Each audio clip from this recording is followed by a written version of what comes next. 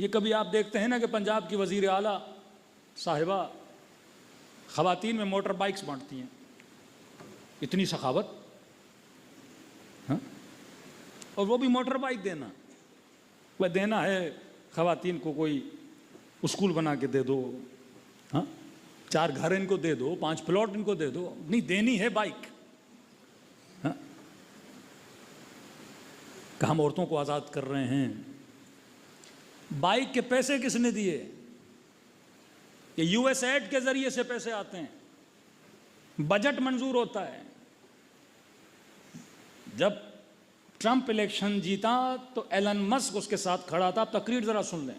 500 million dollars Alan مسک نے invest کیے African countries میں، for what? To promote LGBT۔ اتنا سخی ہو گیا Elon Musk, 500 million dollar African country جن کے پاس کھانے کے لیے پیسہ نہیں، کا یہ پیسہ ہم دے رہے، وہاں پہ NGOs بنے، کس کو پروموٹ کیا جائے؟ اب شاید نئے بچوں کو پتا نہیں LGBT، مثلا مرد مرد سے شادی کرے، عورت عورت سے شادی کرے، ٹرانسجینڈر بنا دیے جائیں، پوری نسلوں کی فطرت کو کیا کیا جائے؟ بگاڑا جائے۔ آپ کے ملکوں میں بجٹ لائے جاتے ہیں یو ایس ایڈ کے ذریعے سے۔ ایک معاشرہ جس کے اندر حیا، جس کے اندر غیرت۔ اب 10 مولویوں سے اور مفتیوں سے پوچھیں گے مولانا بائک چلانا شرعن حلال ہے حرام ہے؟ کل میں بتا چکا کہ شریعت منیمم بتاتی ہے، اخلاق میکسیمم بتاتا ہے۔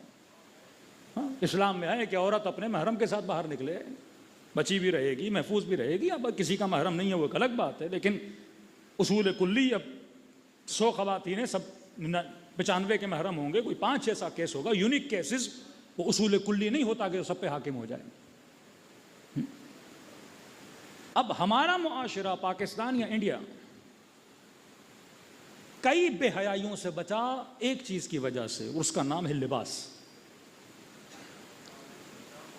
ایران کے رأس میں دا مین لیڈرشپ آیت اللہ مسعود خامنئی صاحب، کبھی خمینی صاحب، لیکن حجاب کے معاملے میں ایران بہت پیچھے چلا گیا۔ ریزن کیا تھا؟ لباس۔ چادر تو پہنا دی، پر اندر کا لباس کیا تھا؟ مغربی لباس تھا۔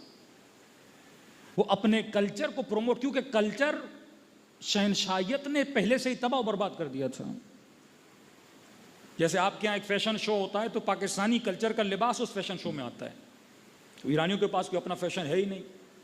جتنا وہاں لباس آتا ہے وہ ترکی سے امپورٹ ہوتا ہے۔ ترکیہ کس کو فالو کرتا ہے؟ مغرب کو فالو کرتا ہے۔ کبھی گھومنا نصیب ہو ترکی چلے جائیے، ہاتھ میں ایک مائک لیجئے گا، کسی بھی ترکی بندے کو پکڑ کے پوچھیے کلمہ پڑھ کے سنا دو، کسی کو نہیں آتا۔ روزہ رکھتے ہیں، افطاری میں شراب پیتے ہیں، تو یہ ترکی کا۔ کبھی آپ یورپ جائیں تو پتہ چلے نا یہ ترکوں کا ہوٹل ہے، ریسٹورنٹ ہے، تو مسلمان گھس جاتے ہیں کھانا کھانے کے لیے، بے ترک ہیں، مسلمان ہیں۔ اور اس ریسٹورنٹ والے سے پوچھو گے کہ مرغی بھی ہے وہاں پہ، اب ظاہر مرغی ہے تو پوچھو گے حلال ہے، بولے گا بھائی حلال ہے، کھانا حلال ہے۔ اب اس کا مطلب حلال سے یہ ہے کہ مرغی حلال ہے، اس کا مطلب یہ نہیں کہ کٹائی حلال ہے۔ وہ کہتے ہیں حلال سے مطلب خنزیر نہیں ہے، سور نہیں ہے، مرغی ہے۔ کٹائی اس کی وہی ہے جو کافروں والی کٹائی ہے۔ کیونکہ اس قدر ان کے دین کو تباہ و برباد کر دیا۔ کلچر گیا تو دین گیا۔ مسجدیں خوبصورت، کرتیں بڑی اچھی، لیکن کسی بھی جوان سے پوچھو، اردو کا ایک محاورہ ہے کہ کوئی بندہ کہتا ہے تمہارا منہ لال، فطرتاً تمہارا رنگ و چہرہ لال ہے اور میرا نہیں ہے، تو میں اپنے منہ پہ چپیڑے مار کے تو اس سے زیادہ لال کروں گا۔ تو ان کا یہ مثال ہے کہ انہوں نے انگریزوں کو کہا کہ تم بے حیا ہو، پر ہم فطرتاً نہیں ہیں، پر اتنا کر کے دکھائیں گے کہ تم سے بھی 2 قدم آگے چلے جائیں گے، اور واللہ یہ آگے ہیں۔ اب وہ پورا کلچر امپورٹ ہوا، ان کا لباس امپورٹ ہوا، اوپر سے تو چادر، لیکن انٹرنل کلچر کیا تھا؟ مغربی کلچر۔ آپ کا معاشرہ بچا کس چیز کی وجہ سے؟ کیونکہ ہندوؤں کے مذہب میں حیا ہے، وہ جن کو آپ سنسکار بولتے ہیں، بڑوں کا ادب، ماں کا ادب، بیوی کے لیے بولا گیا وہی جو شوہر مجازی خدا ہے، مختلف مثالیں مختلف دی جاتی ہیں۔ کبھی آپ نے انڈیا پاکستان میں نہیں دیکھا ہوگا کہ خاتون جب موٹر بائک پہ بیٹھتی ہے، پاکستان میں بیٹھنے کا انداز ہی الگ ہے، کیونکہ اس کلچر میں کیا تھا؟ حیا تھا۔ اب اگر کلچر میں کوئی چیز ہے تو اسے کیا بولا جاتا ہے؟ ٹیبو۔ اب اس ٹیبو کا کیا کرو؟ مقابلہ کرو۔ پھر اس کے لیے ایڈ دی جاتی ہیں معاشرے کو خراب کرنے کے لیے، این جی اوز بنائی جاتی ہیں کلچر کو تباہ و برباد کرنے کے لیے۔ مسلمان بچے زیادہ پیدا کرتے ہیں، پھر این جی اوز بنی، پھر گاؤں گاؤں میں گئے، پھر فری میں چیزیں بانٹنے لگے تاکہ فکر کو کیا کیا جائے، بدلا جائے۔ اب اس کے نام سے موٹر بائک بانٹی گئی۔ اب انڈیا پھر بھی اچھا ہے، انڈیا میں ایک آتی ہے اسکوٹی، تو خواتین ہی وہ یہ پاکستان والی 70 اور 100 انڈیا میں نہیں چلاتی، ان کے لیے پھر خاص بائک ہے جسے اسکوٹی بولا جاتا ہے، کیونکہ اس پہ بیٹھا بھی تمیز کے ساتھ جاتا ہے۔ اور انہوں نے جو بائکیں بانٹی وہ بھی بڑی بدتمیزی والی بائکیں بانٹی۔ بھائی ایک چھوٹی سی مثال، تاریخ اسلام کا واقعہ، عمرو بن عبدود، کتنا سخت جملہ رسول خدا نے فرمایا کہ من لہذا الکلب، کون ہے جو اس کتے کا منہ بند کرے؟ للکار رہا ہے، پکار رہا ہے، محمد ہے کوئی بہادر تو میرے مقابلے میں بھیجو۔ کتنے بہادر بیٹھے ہوئے تھے، ہاں بھائی بہادر تھے، اٹھ کیوں نہیں رہے تھے؟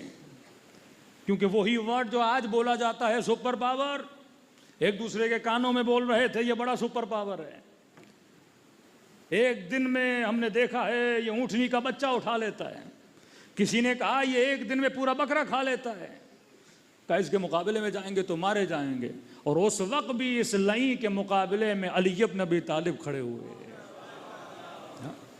جب مولا علی جائے تو عمرو بن عبدود کو علی پہ ترس آ رہا تھا کہ جوان ہو، میرے مقابلے میں آ رہے ہو، میں تمہارے والد کو جانتا تھا۔ امام نے فرمایا میرے جسم کو نہ دیکھو، علی کی روحانی طاقت کو دیکھو۔